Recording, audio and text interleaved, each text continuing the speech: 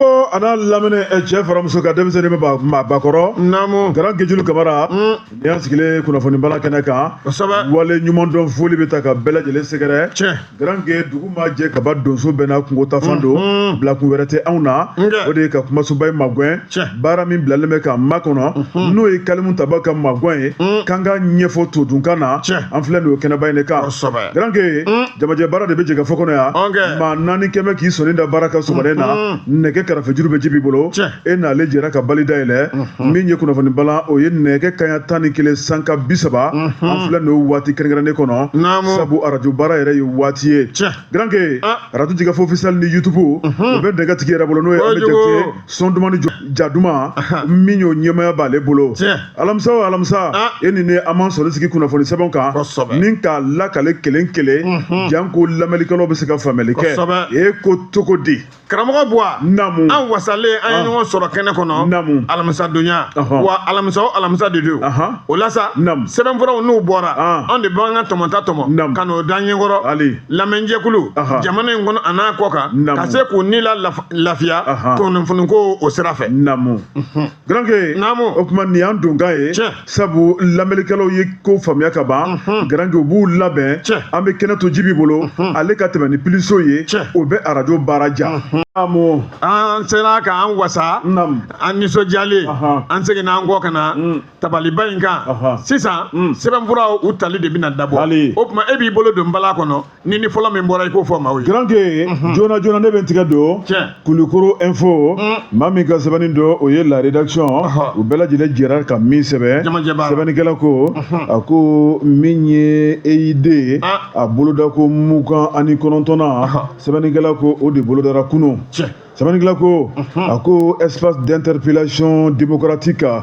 ta ko 2025 Granke n'i y'a lajɛ maa min y'a hakilina ta ni ka tu tigɛ an ka faso Mali kɔnɔ o de ye Mali masakɛ kɔrɔ n'o ye Alifa Umaru Konare hakili lajiginna Alifa ale sigira jamana kunna 1992 san 4 tɛmɛnen kɔfɛ Alifa y'i sigi k'i miiri ni ka nin kɛnɛ k'a dayɛlɛ 1996 sɛbɛnnikɛla ko k'a daminɛ 1996 ka na bila an bɛ 2025 la san 29 espace d'interpellation démocratique Granke ale bɛ ka ɲɛnɛmaya an ka jamana kɔnɔ san o san bɛ boloda siɲɛ 1 décembre kalo tile 10 centre international de conférence de Bamako Granke b'a ye k'a fɔ a kɛnɛ bɛ sigi yen sɛbɛnnikɛla ko a ko n'i ye kɛnɛ in yɛrɛ bonya n'a karama lajɛ a bɛ Mamudu Kasoke bolo ale ye an ka sariya ko ale ni an ka kasobon olu ka lahiliya i b'a ye k'a fɔ an ka kiriko o bɛɛ lajɛlen b'ale ka danganiya kɔnɔ sɛbɛnnikɛla ko a ko min ye Mamudu Kasoke kɛrɛfɛ Granke cɛ ni muso dana tɛmɛ ka da maa minnu kan maa minnu ye juryw ye maa minnu kan k'u da don a ko la nin bɛɛ lajɛlen kɛn bɛ ale kɛrɛfɛ i ka da la k'a fɔ ministère de la réconciliation ale yɛrɛ da b'a ko la sabu a kɛnɛ laɲini ye fɛn mun ye bɛn ni keleya bɛ se ka sabati malidenw yɛrɛ dama ni ɲɔgɔn cɛ sɛbɛnnikɛla ko Granke b'a ye k'a fɔ ɲinan ta ko kɛnɛ in kɔni a sigira a sigicogo la a ko n'i ye salon ta lajɛ n'o ye 2024 ye Granke dossier minnu bɛ ni yamaruya dir'u ma o ye dossier 554 n'i ye 2025 lajɛ dossier minnu bɛ ni yamaruya dir'olu ma o ye dossier 452 salon ta ni ɲinan ta dossier 102 o danfara b'u ni ɲɔgɔn cɛ sɛbɛnnikɛla ko i b'a ye k'a fɔ kɛnɛ in ka kumaw bɛ tali kɛ mun kan maa minnu bɛ n'u kumaniyalen b'u ka hakɛya la maa minnu bɛ n'u bɛ dusukasi kɔnɔ tɔɔrɔ jugu kɔnɔ Granke kuma fɔ yɔrɔ wɛrɛ t'i la o tuma kɛnɛ in sigilen b'o de kama i bɛ taa ka t'i ka ŋaniya yira jamana ɲɛmaaw olu de ye kɛnɛ in fɔ ko k'a sigi Granke fɛn o fɛn bɛ fɔ a kɔnɔna la min y'a kɛnɛ laɲinibaw ko Granke k'a tɛna tɛmɛ tulo fɛ ten koyi o tuma k'a bɛ bin tulo kɔnɔ wa k'a kan ka waleya cogo minnu ye i ka da la k'a fɔ ko baara bɛ kɛ n'i ye kɛnɛ in yɛrɛ lajɛ d'interpellation démocratique maa min y'a ɲɛmaaba ye o de ye Madamu Sanogo Aminata Male sɛbɛnnikɛla ko Granke a kun kan ka kɛ cogo min na i b'a ye k'a fɔ kunun ko cogoya kelen kɛra k'a daminɛ sɔgɔmada fɛ ka taa bila fo su araba kojo Timanila ko a ko n'i ye kuma min ta u lajɛ grand k'i bolo tɛ biri maa da la sabu n'i ka dossier ni yamaruya dira o tuma ko sɔngɛrɛ i ka dossier ma i bi n'i jɔ gente la min b'i kun n'i kan ci i b'a fɔ n'i y'o kuma fɔtaw lajɛ sɛbɛnnikɛla y'a jira k'a fɔ grand k'i kuma min tun bɛ n'o de ka girin ni kuma bɛɛ ye o de ye dugukolo ko ye k'o tɛ balina ko ye Mali kɔnɔ dugukolo ko kuma grand k'i kabini Mali a kununama n'a bilama o kuma kelen de bɛ yen sɛbɛnnikɛla ko min ye maa minnu ka hakɛw tara kelen b'u la i b'a ye k'a fɔ daw de bɛ ka don n'o ye grand k'i a kan ka ɲɛnabɔ cogo min na u y'a dafirinna k'a da nɛrɛ la grand k'i maa minnu ma don yɔrɔ sɔrɔ maa minnu ma kunfɔ yɔrɔ sɔrɔ maa minnu ma ɲɛnabɔ yɔrɔ sɔrɔ grand k'i jamana ɲɛmɔgɔ n'a dun ma k'a fɔ k'olu ye kɛnɛ kɛnɛkɛnɛ sigi o tuma u y'u wakili da Ala kan n'u k'u wakili da jamana ɲɛmɔgɔ kan ni ka n'u ka ŋaniya yira sɛbɛnnikɛla ko a ko min ye EID ale ɲɛmaaba n'o ye Madamu Sanogo Aminata Male ale kɔni y'a jira k'a fɔ kuma o kuma bɛ fɔ kɛnɛ kan grand k'i ko maaw de bilalen b'a baara kama f'a bɛɛ ka ɲɛnabɔ k'a fɔ de k'i bɛna kuma ten dɔrɔn k'i jɔ maaw ɲɛkɔrɔ min b'i kun ni kan cɛ ka tila ka tɛmɛ n'i yɛrɛ ye ko foyi tɛ bɔ a la ko abada ko kɛnɛ ye laɲini to ye dɛ k'a laɲini ko fɔ fɛn dɔ ka bɔ a la wa ko bɛ bɔ a la kunnafoni fila nin an ye min bɔ Kulukoro info la rédaction ka jɛ k'a sɛbɛn karamɔgɔ Buwa ne bɛ n tɛgɛ don Nouvelle Horizon kuma kɛra Demba Konte a ka sɛbɛnnɔ don a ko di an ka premier ministre ko a ye taama kɛ taama min n'o y'a se Laginɛ jamana la taama in a ye nɔgɔ bɔ kɔrɔfɔ bɛɛ lajɛlen la k'a yira Laginɛkaw la ko tile kelen ko jugu kɛ ka bagabaga k'a tɛ ka se capitale ma kuma t'an ka région ma k'an bɛ lafiya la o la i bɛna ye n ka kuma b'a la kunnafoni cɛjugu min n'o ye ka nkalon tigɛ tigɛ k'o danna wa caman bɛ tɛmɛ réseaux sociaux de kan ala la ko an kana an ta o fɛ an bɛ yɔrɔ min na komi bi tiɲɛ yɛrɛ la an ka jamanakuntigi premier ministre disons a ko maa si tɛ se k'i bolo kɔrɔta ko e kɛ mɛn ka daga sigi an ka capitale da la kuma tɛ ala ka région ma k'o kɔni k'o tɛ kuma ye nka kunnafoni cɛjugu de bɛ ta k'a di i y'a kuma b'a la général de division a ka kuma kɛra o ye n'o ye premier ministre an bɛ yɔrɔ min na komi bi n'u b'a wele ko Abulayi Mayiga a kɔni y'a jira tiɲɛ yɛrɛ la nɔgɔ ka bɔ a la pewu ko daga foyi sigilen tɛ an da la capitale kɔnɔ kuma t'anw ka région ma a ka taama min n'a y'o kɛ Laginɛ jamana kan a y'o fɔ kunnafonidilaw de ɲɛna k'a b'a f'u ɲɛna ko bɛɛ k'i hakili latigɛ bɛɛ ka hakili kɛ kelen ye maa si tɛ se ka daga ta k'a sigi Bamakɔ da la kuma t'anw ka région ma an bɛ yɔrɔ min na komi bi k'a bɛ san 3 bɔɲɔgɔnko bɔ dagakisɛ bilen an ka sɔrɔsiw n'an k'o ma ko faamaw u y'a ta ka bɔ jamana in da la ka ko yɛlɛma kunjugu kan ka tiɲɛ k'o kɛ anw ta ye an bɛ yɔrɔ min na komi sisan mais ni kuma cɛjugu kuma ma yɛlɛmalen fa tɛ kuma min na ba tɛ kuma min na k'a fɔ b'a tɛ dɔwɛrɛ koyi Radio France n'u k'a ma ko RFI ale de bɛ nin kuma bɛɛ lajɛlen ta ka jɛnsɛn yakuma bɛ a la ani pression kuma minnu bɛ fɔ a bɛɛ lajɛlen bɛ bɔ olu de da yakuma b'a la n'o tɛ anw ɲɛ t'a nɔ la nin baro o tɛmɛna ni Laginɛ kunnafonidilaw u ni ɲɔgɔn cɛ ko an ka ayiwa fanga mɔgɔw n'o ye faama mɔgɔw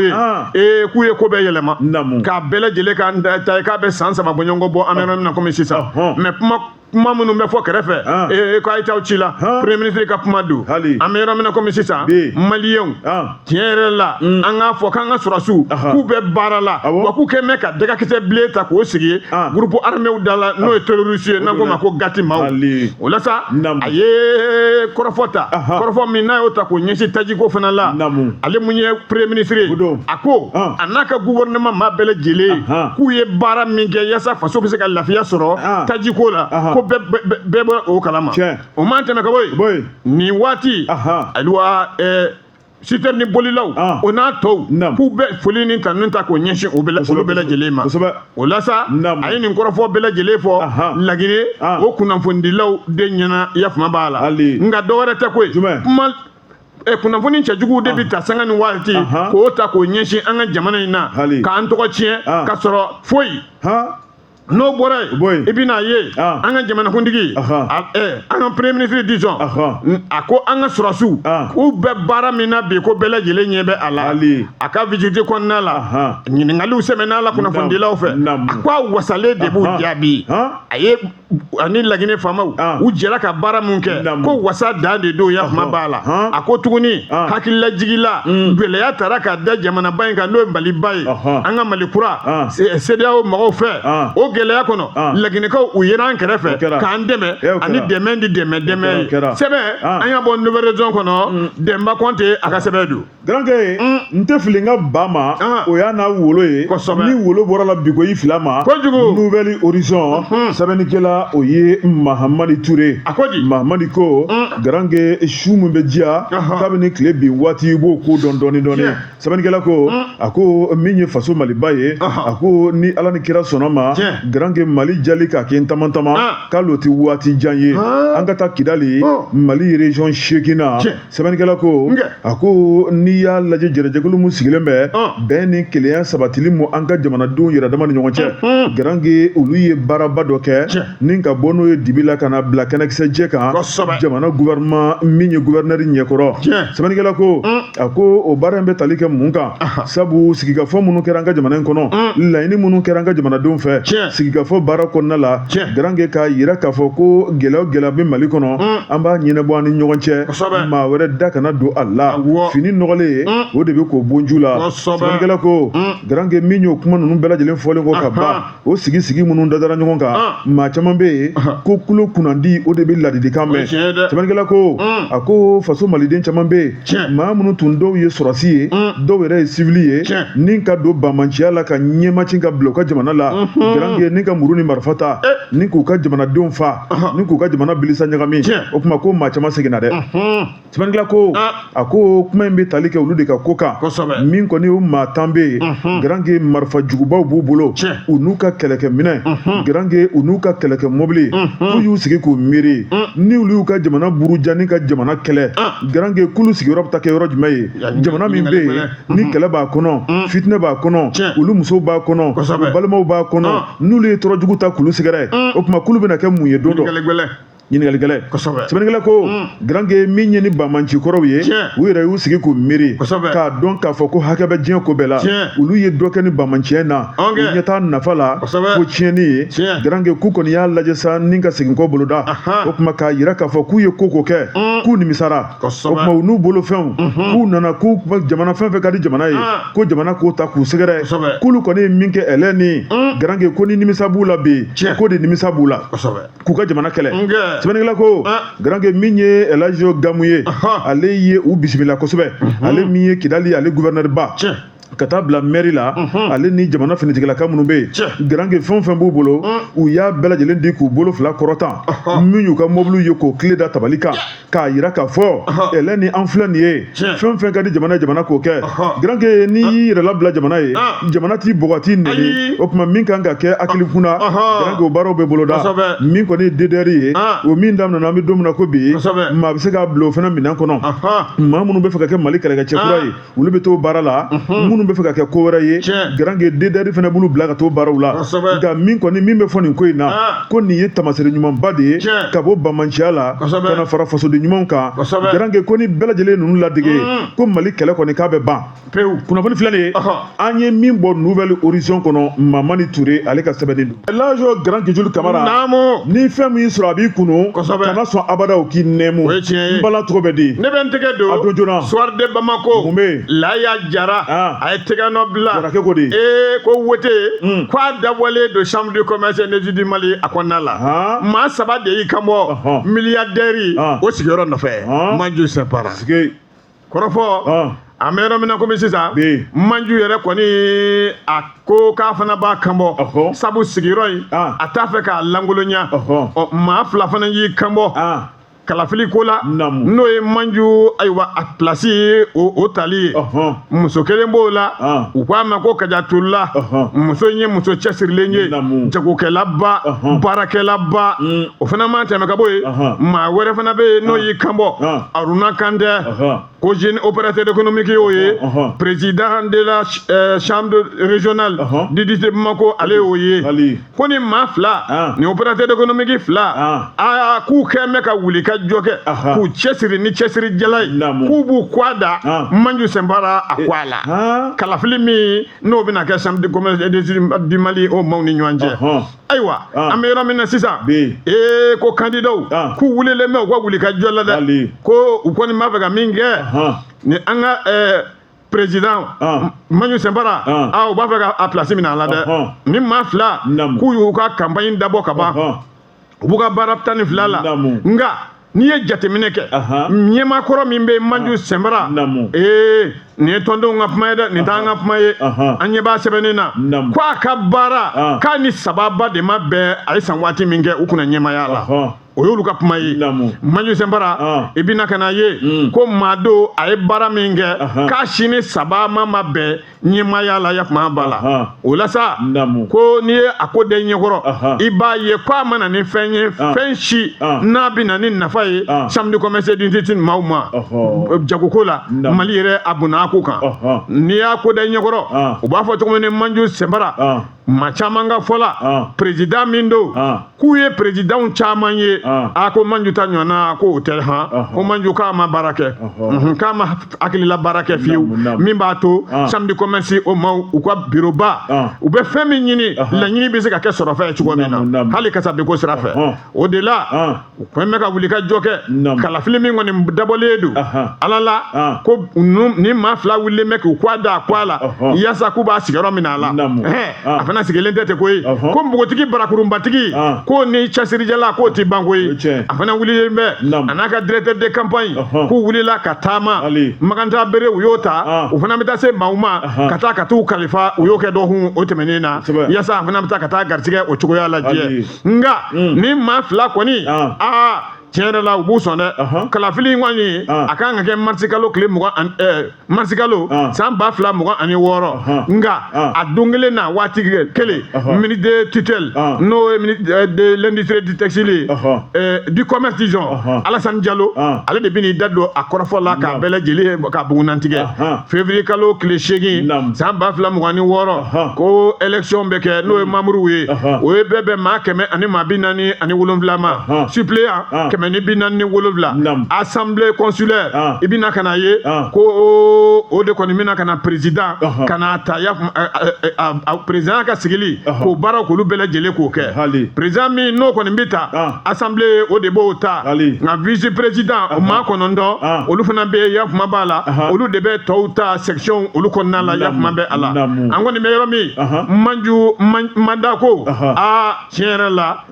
n'i taara disons i bɛ san 5 i b'o kɛ ɲɛmaaya la yakuma bɛ a la nka président sortant CCM milliardaire Manju Sembara ayiwa ko est-ce que ko garisɛgɛ b'a bolo tuguni ka place in sɔrɔ wa ko ɲininkali gɛlɛn sɛbɛnfura an y'a bɔ sɔrɔ de Bamako kɔnɔ laya a ka sɛbɛn don grand ke hali bi ne bɛ n tigɛ don l'indépendant maa min ye sɛbɛnni kɛ a tɔgɔ ko Isiyaka Tarawele bamankɛ grand ke a ko mun de bɛnbaliya bɛɛ bɛ nin nɔridisi fila cɛ grand ke o tuma min kɔni ye ko k'a ko ɲɛɲini sɛbɛnnikɛla ko a ko min kɔni ni cɛ fila ye garange u bɛɛ lajɛlen dɔn bɛ n'u ka fasoden ɲumanya ye Mali kanu b'u dusukun na u fila bɛɛ lajɛlen ye tamasɛki ye sɛbɛnnikɛla ko a ko ka sin ka na bali k'a ye nin cɛ fila in min bɛ ka kɛlɛ kɛ Maliko la Mali b'u dusukun na garange ni ka tila k'a ye o maa fila ɲɛ tana kan bɛ ɲɔgɔn ye o tuma ko mun ni mun de bɛ yen maa minnu bɛɛ lajɛlen sago ye kelen ye mun na olu bɛ tila ka kɛlɛ banbali daminɛ o jamana in kɔnɔ sɛbɛnnikɛla ko maa fɔlɔ o ye Mohamed Ousmane na aka Mohamed Duni ye maa filanan o ye Abdul Majid aka Mohamed Dik Nazari ye sɛbɛnnikɛla garange a ko ni cɛ fila i b'a ye k'a fɔ u ka fasoden ɲumanya hakilina garange ko dogolen tɛ maliden si la min ye Bamancu ye garange u b'u buruja min ye Bamancu ye u b'a ɲini u fɛ u ka marifa bila ka segin ka na garange a baara ta u balimaw don u sinjiw don u y'a yira k'a fɔ olu ni kɛlɛkɛla maa min t'a ka jamana fɛ garange kulu n'o tɛ sigi kɛnɛ kelen kan maa min b'a ka jamana buruja olu dɔ t'o tigi ye sɛbɛnnikɛla ko a ko ni cɛ fila i b'a ye k'a fɔ min ye ministère de la réconciliation garange jɛrɛjɛkulu minnu sigira bɛɛ ni keleya bɛ se ka sabati malidenw cɛ a ko ni cɛ fila bɛɛ lajɛlen da b'u la hali k'a dan min ye charte nationale pour la paix et la réconciliation garange i b'a ye k'a fɔ u jɔyɔrɔ bonyana o la o ma tɛmɛ ka bɔ yen garange sigikafɔ fɛn fɛn kɛra bɛɛ ni keleya sabatili la u da donn'o bɛɛ la ni ka taa ye k'a fɔ maa minnu yɛrɛ ye bɛn papiyew dilan bɛn kuma fɔ bɛn sigikafɔ kɛ garange o ma bɔ karila ka ntɛnɛ sɔrɔ ni ka tila ka t'olu ɲɛmaci ka bila ɲɔgɔn kan ni k'a kɛ bɛnbaliya ye k'an bɛ yɔrɔ jumɛn na o jamana kelen kɔnɔ o tuma ko ni maaw ye misali ta olu kan minnu bɛ ka bɛn kuma fɔ garange ko bɛn baara na kɛ wa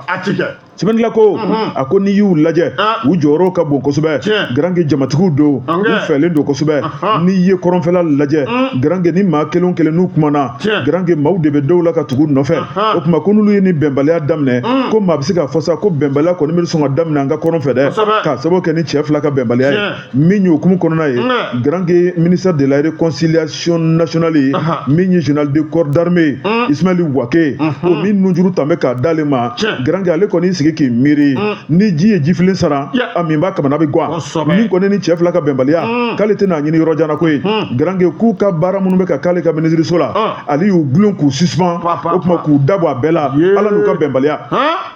tɔrɔmɔɲɔ tun bɛ d'u ma o tɔrɔmɔɲɔ gulonna u da tun bɛ don ko la fɛn fɛn tun bɛ d'u ma Wake y'u gulon k'u dabɔ a bɛɛ la garange sɛbɛnnikɛla ko a ko n'i ye ni cɛ fila lajɛ u bɛ baara kɛ CNT fana la conseil national de transition o tuma n'a ma k'a fɔ réconciliation o y'u gulon o tuma min ye CNT sigi kɛmɛ k'u lajɛ u bɛna gulon yen fana wa sabu bɛnbaliya ye k'a bɛ ka gɛlɛya ka taa fɛ maaw bɛ ka kumaw ye o n'a ta o ta ko bɛnbaliya in kun yɛrɛ ye mun ye garange ko k'o ɲɛfɔ maaw ye kunnafoni fila de an ye min bɔ l'indépendant kɔnɔ Siyaka Tarawele Bamankɛ ale ka sɛbɛnni don Bwa Jabate men tɛgɛ don Nouvelle Horizon o kuma na mun bɛ ko an ka citerniw k'u lakana fo k'u se u seyɔrɔ an ka kana maaw n'o ye ko force sirajɛ maaw k'u ye dara citerni 60 ni damadɔ kan ka taa yɔrɔ fo ka taa se a seyɔrɔ la i y'a faamuya bɛ wa o tɛgɛrɛba o kan ka fɔ an ka force armée maaw i bɛna ye surasi ninnu u y'a dɔn ko gɛlɛya k'a bi sira la o n'a ta o ta u y'u cɛsiri k'u labɛn mugu cita mugu filita mugu sisima k'u labɛn n'a bɛɛ lajɛlen k'a da an ka nin citerniw kan yafuma b'a la ka nana n'u ye fo u seyɔrɔ la i bɛna ye surasi ninnu u dara ayiwa convoi in kan citerniw don taji damanda de b'a kɔnɔ fɛn wɛrɛ tɛ a kɔnɔ o la u y'a ta yafuma b'a la sanfɛ fo duguma k'a yɔrɔ bɛɛ lajɛlen lakana taji ninnu a citerni ma a kan ka se yɔrɔ o yɔrɔ k'a bɛɛ lajɛlen lase ka sɔrɔ gɔngɔn ma wuli sisi ma wuli mɔgɔ min ɲɛŋunu tigɛ maa la u ye nin baaraba min kɛ k'a kɛra sabu ye population sigida jama bɛɛ lajɛlen de nisɔndiyara ka bɛɛ lajɛlen ka wasa kunnafoni b'a fɔ cogoya min na cellule de communication faama maaw tɔgɔ la olu de ye nin bɛɛ lajɛlen fɔ ko convoi tiɲɛ yɛrɛ la n'i y'a lajɛ ko n'i y'a fara ɲɔgɔn kan ka jate bɔ 64 o citerni taji damanda de b'a kɔnɔ an ka wolomasiw de dar'a kan ka bɔ a bɔyɔrɔ yafuma b'a la fo ka se a seyɔrɔ maa min y'a surasi minnu y'a kɛ ko force sirajɛ u bɔra labɛn zanga ka na tɛmɛ Niger o n'a an cɛ dancɛ ka bɔ yen fo an ka jamana a kɔnɔna la yafuma b'a la taji ka taa bila a bilayɔrɔ la yafuma b'a la ko nin kɛra wulikajɔ belebele baara belebele n'an ka surasiw u ye a kɛ taji ko o sira la yafuma b'a la i bɛna ye tiɲɛ yɛrɛ yɛrɛ la surasiw ninnu n'an ko ma ko force sirajɛ u ye baara min kɛ dan tɛ a baara la yafuma b'a la u ka commandant de théâtre l'opération dugukolo ko olu ye taji in bɛɛ lajɛlen salo ka taa n'a y'a bilayɔrɔ la ka taa bilayɔrɔ la kunnafoni b'a fɔ cogo min na n'o kunnafoni wulumasiri maaw ka kunnafoni kan i bɛna ye ko nin baara in tiɲɛ yɛrɛ la ko u y'a kɛ a kɛcogo la a fɔr'u ye cogo min na fana u y'a kɛ ten bɛɛ lajɛlen kɔni b'a dɔn ko sira in ka jan Lambersanga ka détachement ka wuli ka wuli ka jɔ kɛ taji nɔfɛ ka na n'a ye tiɲɛ yɛrɛ la ko baara k'u y'a kɛ u ni foli ko a ka kan an bɛ yɔrɔ min na komi sisan n'o bɛɛ lajɛlen banna u y'a yira yakuma b'a la kunnafoni bila fɔ cogo min na dɛ convoi in kɔni a sera ko jama de bɔra ni tɛgɛrɛ wa ni nisɔndiya damanta ye commandant du théâtre de l'opération dugukolo ko général de brigade Mamadou Massawule Samakɛ ani chef d'état-major région militaire numéro 1 colonel Seydou Sanɔgɔ ninnu bɛɛ lajɛlen kuma ta min kɛ tiɲɛ yɛrɛ la ko u ka cɛdenw k'u ye baara kɛ ko fo ka se a dan na tɛgɛrɛ ko a fɔr'u ye yakuma b'a la ko ne ko k'esike ko fɔlɔ n'an ka baarakɛlaw faamaw tun ye baara kɛ dɔnkili dɔ tun bɛ yen ko tun bɛ da u la ko janjo ko ninnu ni janjo ka kan dɛ o kuma an sigilen don ka jelimuso kɔnɔ min bɛna janjo k'o da u la sɛbɛn a bɔra nouvelle vision kɔnɔ k'a bɛ bɔli Granke an bɛ taa jibi fan fɛ kunnafoni tɔ bɛɛ an bɛ tila ka segin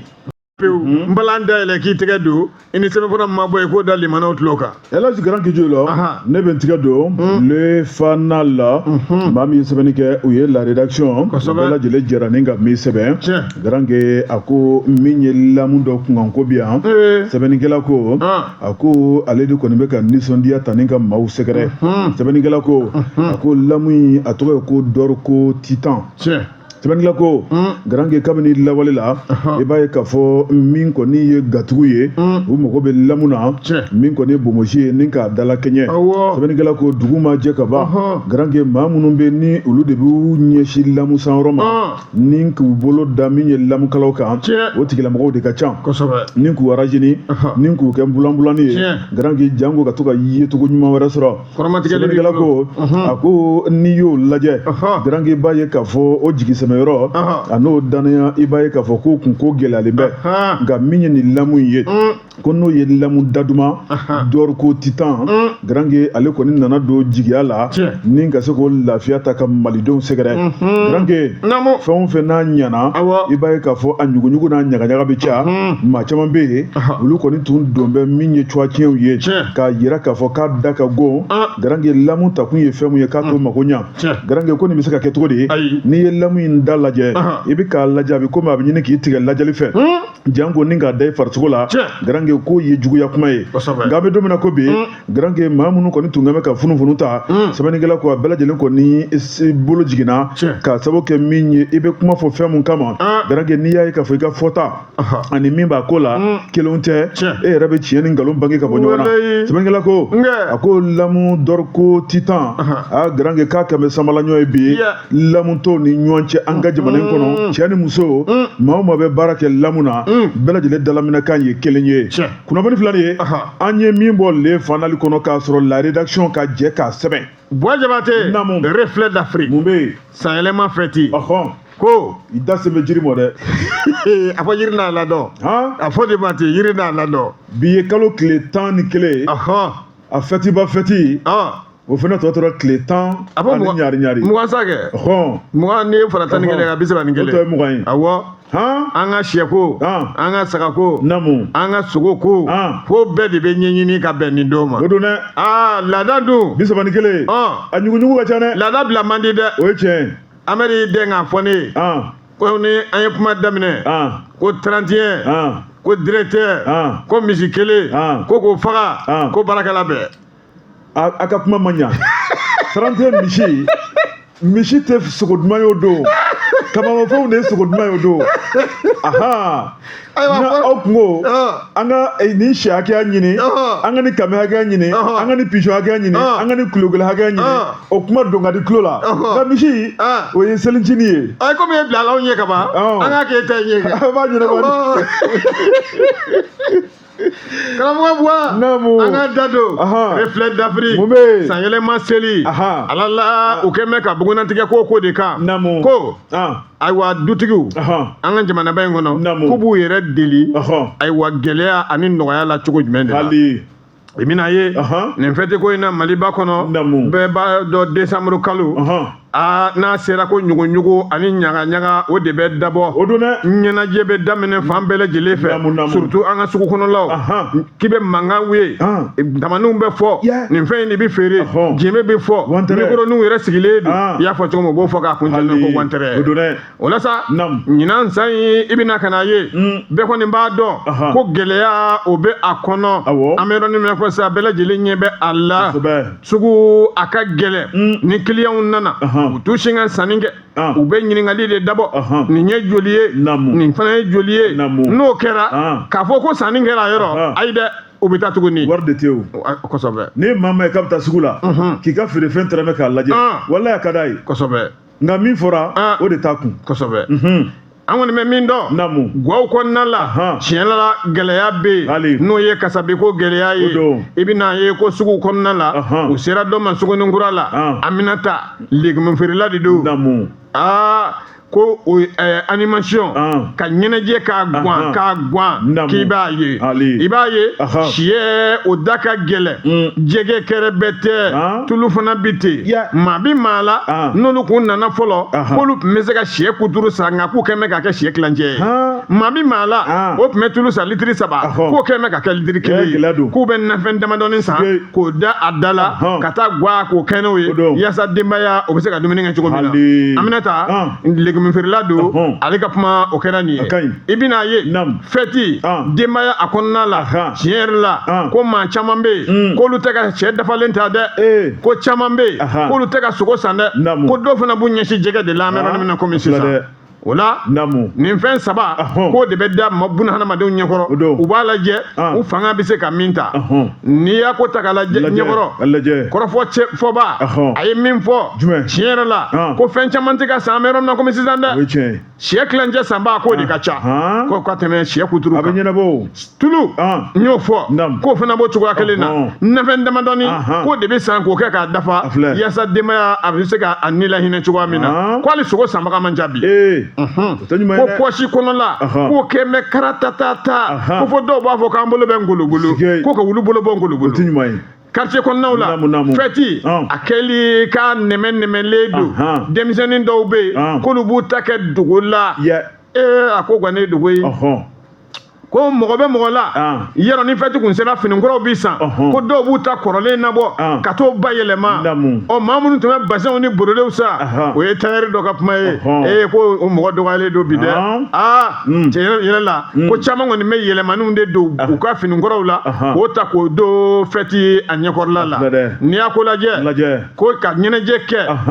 kɛnɛba ɲɛnajɛ ko caman bɔlen b'a fanga la dɛ sanyɛlɛma ko la kɔni a bɛɛ lajɛlen k'o bɛ gɛlɛya ko de fɔ denmisɛnnin caman bɛ yen k'olu kɔni bɛ to u ka so yɔrɔ fɛti tun bɛna se maa dɔw fana bɛ yen olu bɛ taa région na k'o fana bɛrɛ bɛnnen don sisan caman tɛ ka bɔ u nɔ la